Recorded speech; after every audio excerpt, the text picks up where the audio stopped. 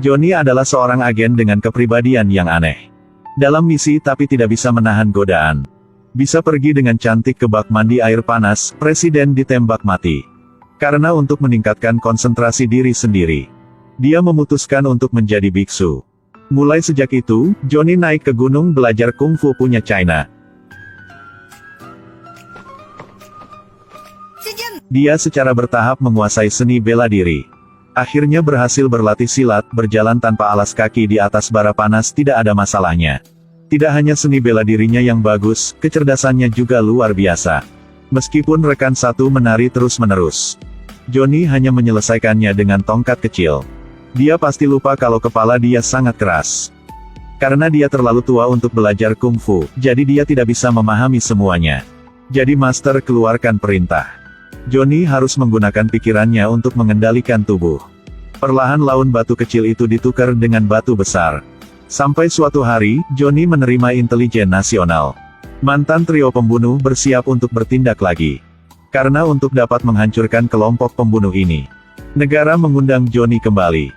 Baru turun dari gunung dia sudah ketemu dengan sahabatnya Mike. Mike membawa dia untuk melihat pertunjukan teknologi baru. Dia bahkan memberi Johnny mobil yang sangat mewah.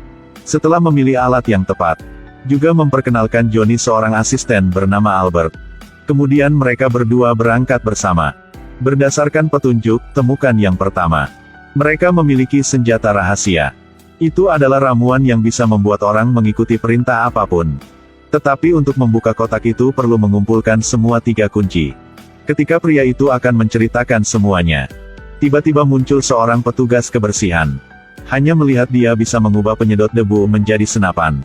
Petunjuknya hilang hanya dalam 1 tembakan. Johnny segera berlari keluar untuk mengejar. Tapi lihat petugas kebersihan tua itu tanpa keraguan. Bahkan membantunya menekan tombol lift. Hasilnya segera setelah masuk ke dalam, tidak sengaja melihat kotak amunisi di dalam penyedot debu. Sudah terlambat bereaksi. Sama seperti itu, dia berhasil melarikan diri. Mata kabur, lihat ada yang curi kunci. Jadi dia cepat mengejar. Tapi pencuri ini adalah master dalam pelarian. Hanya gerakan sederhana yang berhasil mengatasi banyak rintangan. Tapi kalau tidak punya stamina, pakai IQ seperti Johnny. Pencuri melompati gedung lain. Johnny dengan lembut berdiri di atas derek yang lewat. Pencuri menggunakan seluruh kekuatannya untuk menaiki tangga ke bawah, Johnny hanya naik lift saja. Si pencuri melompat ke kayak dan pergi. Dan Johnny mengendarai kapal pesiar untuk mengejar. Hanya melihat Johnny mengeluarkan kamera untuk mengambil gambar, pencuri itu jatuh ke dalam air. Baru naik ke darat, sudah mau protes. Kurang dari 1 menit dari awal hingga jatuh. Kemudian pencuri memanggil seseorang untuk membantu. Awalnya keren, tapi kemudian dia membantu Johnny berurusan dengan rekan satu timnya. Memang benar bahwa aktor utama, berdiri diam aja udah menjadi pahlawan. Akhirnya Johnny berhasil ambil kunci. Tapi barang penting seperti itu tidak simpan sendiri, tapi berikan kepada orang lain untuk disimpan.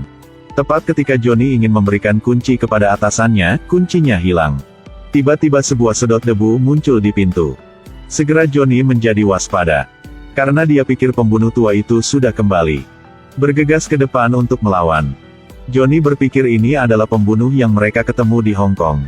Jadi terus berkata orang ini yang mencuri kunci. Tapi orang itu adalah ibu atasan. Johnny terkejut, bingung tidak tahu bagaimana cara untuk menjelaskan. Tidak lama kemudian, dia ikuti ke dapur untuk minta maaf. Tidak menyangka orang itu baru berbalik udah melempar pisau ke arah Johnny. Lalu dia dengan cepat langsung kabur. Johnny juga langsung mengejarnya. Tidak berharap si pembunuh berlari begitu cepat, dia masuk ke ruang tamu, langsung melompat menangkap wanita tua di depan. Ambil papan kayu terus memukul di kepala wanita tua itu. Tapi kali ini dia salah orang lagi, Johnny berpikir, kok bisa begitu ya? Hari ini dia mencari Mary. Karena mencari petunjuk, dia tertidur. Menanyakan detail tentang pembunuhan hari itu. Johnny dapat dengan jelas melihat wajah member. Ketika mereka mencari pria itu, pembunuh tua itu muncul tepat waktu lagi. Pada saat pria itu ingin ceritakan yang sebenarnya, langsung ditembak mati. Johnny bawa pria itu masuk ke helikopter untuk masuk ke rumah sakit. Pembunuh tua itu juga terus menembak tidak mau berhenti. Untuk menghindari bombardir musuh. Johnny menerbangkan helikopter dan bersembunyi di hutan. Tapi sayang pesawatnya diserang. Ketika Johnny tidak tahu jalan ke rumah sakit. Untungnya, ada konvoi ambulans. Jadi itu mendarat langsung di atap ambulans. Tapi ketika mereka sampai ke rumah sakit, sudah terlambat. Sebelum meninggal pria itu kasih tahu Johnny. Orang terakhir dari tim mereka adalah badai tornado, sedang bersembunyi di dalam Chia. Setelah selesai omong langsung meninggal. Abis dari situ Johnny bocil langsung cerita semua kepada sahabatnya, Mike. Selain itu, dia memberikan kunci kedua kepada Mike untuk mengurusnya. Tapi Johnny tidak tahu bahwa Mike adalah satu-satunya yang tersisa dari trio pembunuh. Intinya sekarang dia sudah punya semua kuncinya. Mike langsung laporan ke kantor. Fitnah Johnny adalah pembunuh. Setelah itu Johnny dicari oleh seluruh negeri, untungnya ada truk yang menghalangi jalan. Johnny baru berhasil melarikan diri. Dia datang ke rumah partner, Albert. Katakan padanya hari ini adalah hari untuk bertemu dengan para pemimpin. Pasti pembunuh akan datang. Lalu Albert dan Johnny memainkan satu permainan. Dia berpura-pura dibunuh oleh Albert, berhasil menyelinap masuk. Pada saat itu, Mike meminta bawahannya untuk memasukkan obat ke dalam minuman. Lalu berikan kepada bos senior Chia. Pada saat dia mau minum, Johnny tiba-tiba masuk ke dalam. Sekarang Johnny baru bilang itu semua kejahatan Mike. Tapi setelah mengatakan itu, Johnny meminum gelas air tadi. Baru saja selesai minum, Johnny ingin meminta secangkir lagi tetapi sebelum dia bisa mengatakannya, pikirannya mengembara. Sangat cepat dia berubah menjadi alat yang patuh. Mike memerintahkan Johnny untuk membunuh presiden asing. Saat pertemuan, Johnny mengeluarkan satu lipstik. Beberapa detik kemudian berubah menjadi senjata kecil.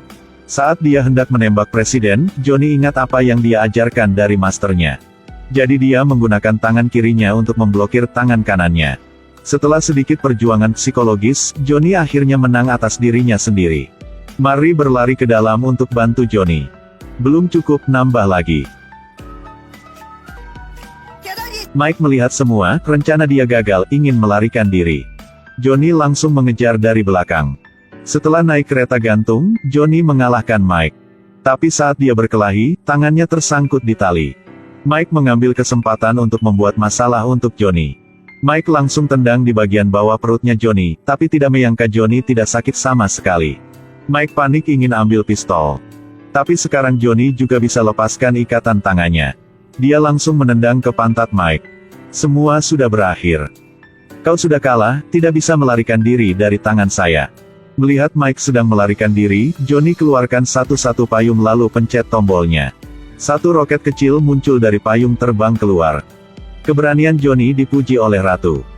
Tapi Ratu sekarang adalah pembunuh tua itu menyamar jadinya. Melihat upaya pembunuhan itu gagal, dia melarikan diri.